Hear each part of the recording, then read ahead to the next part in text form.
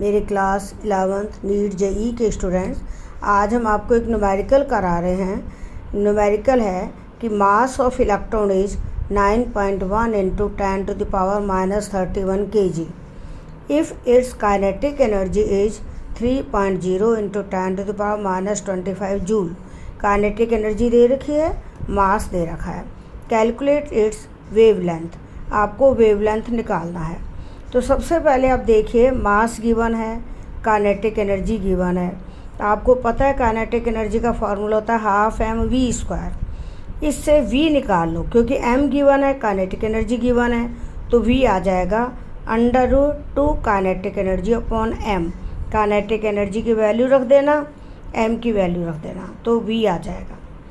अब आपको de Broglie equation पता है, lambda is equal to h/mv। इसमें h प्लैंक कांस्टेंट है जो कांस्टेंट है, m मास ऑफ इलेक्ट्रॉन है जो गिवन है, v वेलोसिटी आपने यहाँ से निकाल ही ली है, तो v वेलोसिटी रख दो, m मास रख दो, h प्लैंक कांस्टेंट रख दो, तो आपका लैम्डा आ जाएगा। लैम्डा मीटर में आएगा, उसको नैनोमीटर में कन्वर्ट कर लो, क्योंकि 1 मीटर में 10⁻⁹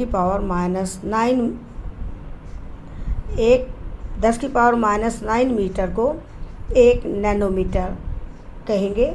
तो आप 10⁻⁹ मीटर को हटाओगे तो यहाँ नैनोमीटर आ जाएगा। 10⁻⁹ मीटर किसके बराबर होता है? 1 नैनोमीटर। तो इस तरह से आप ये न्यूमेरिकल हल कर लो। अगला न्यूमेरिकल है, calculate the mass of photon with velocity wavelength 3.6 angstrom. देखो यहाँ वेवलेंथ लैम्डा दे रखा है एंगस्ट्रॉम में, उस वेवलेंथ को मीटर में चेंज करो।